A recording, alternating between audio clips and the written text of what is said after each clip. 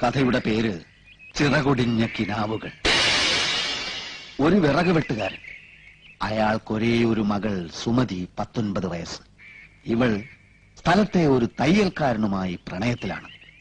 ഈ തയ്യൽക്കാരൻ ബഹുമിടുക്കനും സുന്ദരനുമാണ്. അനീതി കണ്ടാൽ എതിർക്കും, ജനങ്ങളുടെ ഏത് കാര്യത്തിനും മുന്നിൽ കാണും. അങ്ങനെ നാട്ടുകാരുടെ കണ്ണിൽ ഉണ്ണിയാണ്. എല്ലാറ്റിലും ഉപരി ഈ തയ്യൽക്കാരൻ ഒരു നോവലിസ്റ്റുമാണ്. പക്ഷെ വിറക് വെട്ടുകാരന് തന്റെ മകളെ ഒരു വലിയ പണക്കാരനായ ഗൾഫുകാരനെ കൊണ്ട് കെട്ടിക്കാനാണ് താല്പര്യം. ഇക്കാര്യം സുമതി തയ്യൽക്കാരനെ അറിയിക്കുന്നു. തയ്യൽക്കാരൻ ഗൾഫിൽ പോകാൻ ശ്രമിക്കുന്നു. പക്ഷെ വിസ അത് കിട്ടുന്നില്ല. അങ്ങനെ നിവൃത്തിയില്ലാതെ തയ്യൽക്കാരൻ നോവൽ എഴുതാൻ തുടങ്ങുകയാണ്.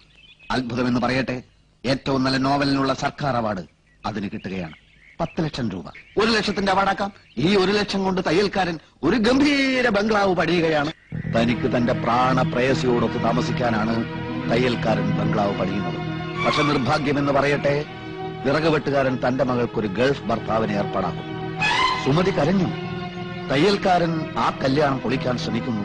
സാധിക്കുന്നില്ല. ഒടുവിൽ ബംഗ്ലാവിന്റെ പാലുകാച്ചൽ ദിനം വരികയാണ്. അന്ന് തന്നെയാണ് സുമതിയും ഗൾഫുകാരനുമായുള്ള വിവാഹവും. അവിടെ കല്യാണ വാദ്യഘോഷങ്ങൾ, ഇവിടെ പാലുകാച്ചൽ. പാലുകാച്ചൽ കല്യാണം, കല്യാണം പാലുകാച്ചൽ, കല്യാണം പാലുകാച്ചൽ. അവിടെ സുമതിയുടെ കഴുത്തിൽ താലി വീഴുന്ന സമയത്ത് ഇവിടെ കാച്ചിയ പാലിൽ വിഷം കലക്കി കുടിച്ച് തയ്യൽക്കാരൻ പിടയുകയാണ്. പക്ഷെ താലി കെട്ടുന്നില്ല. സുമതി ഓടി. തയ്യൽക്കാരൻ മരിച്ചില്ല, ആശുപത്രിയിലായി. ഡോക്ടർമാർ ഓപ്പറേഷൻ, ഓപ്പറേഷൻ, ഡോക്ടർമാർ, ഡോക്ടർമാർ, ഓപ്പറേഷൻ, ഓപ്പറേഷൻ, ഡോക്ടർമാർ.